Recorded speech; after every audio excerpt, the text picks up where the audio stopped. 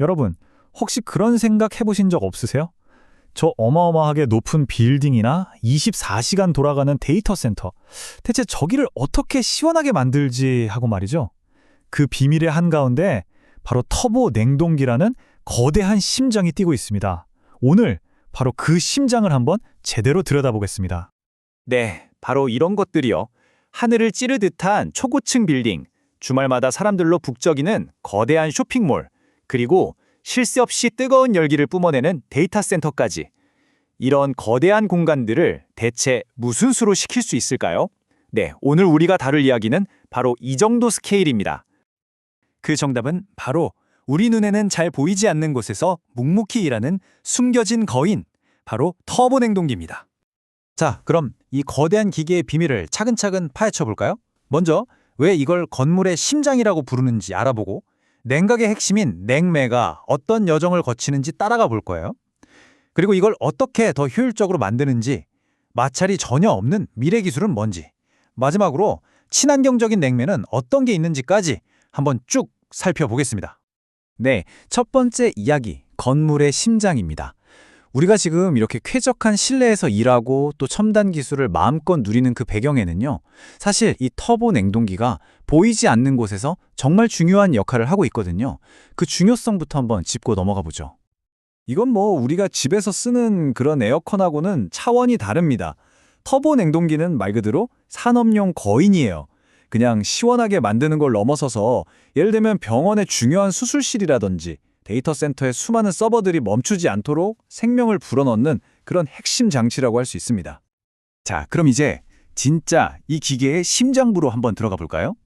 냉매라는 아주 작은 입자 하나의 시점에서 이 거대한 기계 안에서 어떤 놀라운 일들이 벌어지는지 그 여정을 함께 따라가 보겠습니다.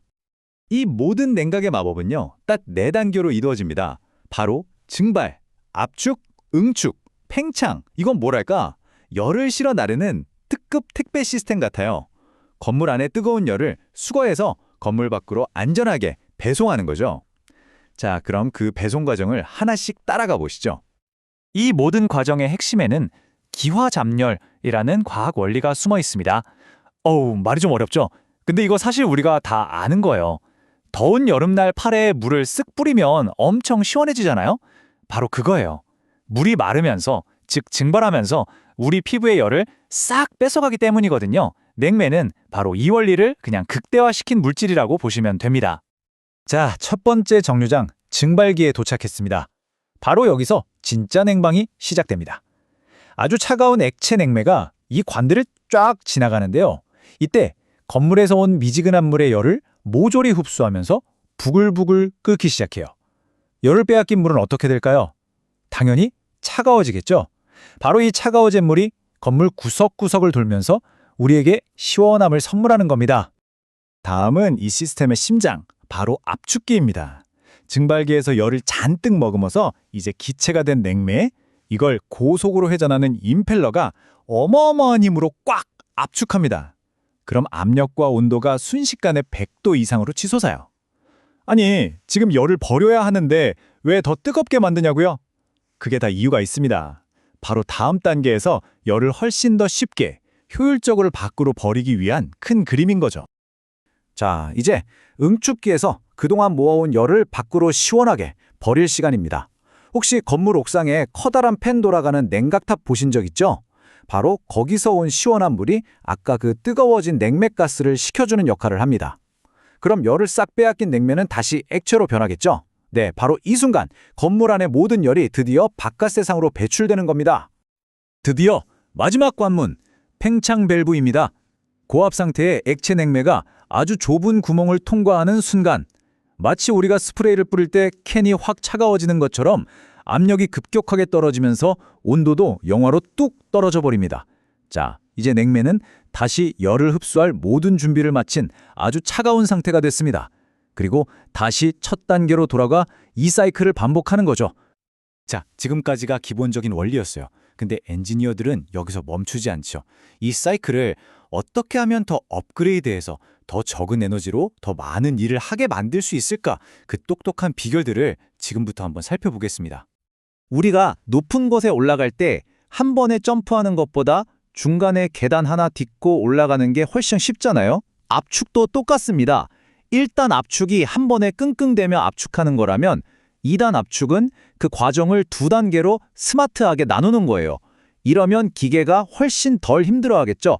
당연히 에너지 소비는 줄고 전체적인 효율은 팍 올라갑니다. 그리고 이 2단 압축 시스템의 효율을 그야말로 폭발시키는 비밀병기가 있습니다. 바로 이코노마이저라는 건데요. 이건 일종의 중간 냉각기라고 생각하면 쉬워요. 냉매가 본격적으로 일하러 가기 전에 중간에서 한 번 더 시원하게 만들어주는 거죠. 덕분에 냉동기는 똑같은 에너지를 써도 훨씬 더 강력한 냉방 파워를 내게 됩니다. 그야말로 효율 부스터, 딱 맞는 말이죠. 자, 이제부터는요, 이 기계의 작동 방식을 그야말로 근본부터 바꾸고 있는 혁신 기술에 대한 이야기입니다. 바로 마찰이 완전히 사라진 미래, 그 이야기로 넘어가 보겠습니다. 왼쪽에 보이는 게 바로 기존 방식입니다. 수많은 기어, 오일 펌프, 필터, 보기만 해도 복잡하죠? 마찰 때문에 어쩔 수 없이 이렇게 복잡한 오일 시스템이 필요했어요. 그런데 오른쪽을 한번 보세요. 정말 단순하죠? 이건 강력한 전자석의 힘으로 회전하는 축을 아예 공중에 붕 띄워버리는 겁니다. 접촉이 없으니까 마찰도 없고, 마찰이 없으니까 오일도 필요 없고, 오일이 없으니까 이 모든 복잡한 부품들이 다 필요 없어진 거죠. 이건 그냥 개선이 아니라 말 그대로 혁명입니다. 이렇게 마찰 하나를 없앴을 뿐인데 정말 놀라운 일들이 벌어집니다. 일단 마찰로 인한 에너지 손실이 없으니 효율이 엄청나게 올라가고요. 오일이 없으니 교체나 관리 같은 유지보수가 거의 필요 없어지죠. 소음과 진동은 말할 것도 없이 조용해지고 기계 자체도 훨씬 작고 가벼워집니다. 이건 뭐 어느 하나 빠지는 것 없이 모든 면에서 압도적인 발전이라고 할 수 있습니다. 그리고 이런 오일 프리 기술에는 자기 베어링만 있는 건 아닙니다. 또 다른 혁신 기술로 에어 베어링이라는 것도 있는데요. 이건 자기장 대신에 압축된 공기의 힘으로 얇은 공기막을 만들어서 축을 띄우는 방식이에요. 주로 조금 더 작은 용량의 냉동기 쪽에서 아주 강력한 대안으로 떠오르고 있습니다. 자, 지금까지는 기계 자체의 효율을 높이는 기술들을 살펴봤죠. 그럼 이제는 이 시스템의 혈액이라고 할 수 있는 냉매에 대한 이야기를 해볼 시간입니다.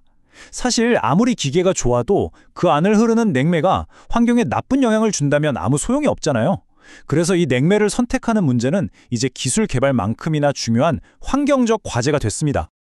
사실 이 냉매의 역사를 쭉 살펴보면요, 환경 문제에 대한 인류의 고민이 그대로 담겨 있습니다. 처음에는 오존층을 파괴해서 문제가 됐던 CFC가 있었고요. 그 다음엔 오존층은 괜찮아졌지만 지구온난화에 영향을 주는 HFC가 널리 쓰였죠. 그리고 이제는 오존층 파괴도 제로, 지구온난화 영향도 거의 제로에 가까운 차세대 냉매 HFO로 나아가고 있는 겁니다. 이 표를 보시면 그 차이가 확 와닿으실 겁니다. 여기 지구온난화 지수, GWP라는 게 있죠? 이게 이산화탄소보다 얼마나 지구를 뜨겁게 만드냐는 수치인데요. 지금 많이 쓰는 HFC 냉매는 무려 1430배입니다. 어마어마하죠.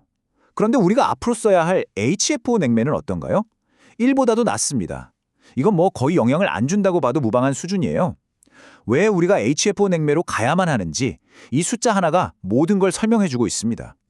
자, 오늘 이야기를 한번 정리해볼까요? 결국 우리는 하나의 거대한 혁신 스토리를 함께 본 셈입니다. 열을 옮기는 아주 기본적인 4단계 원리에서 시작해서 2단 압축 같은 기술로 효율을 한 단계 끌어올렸죠.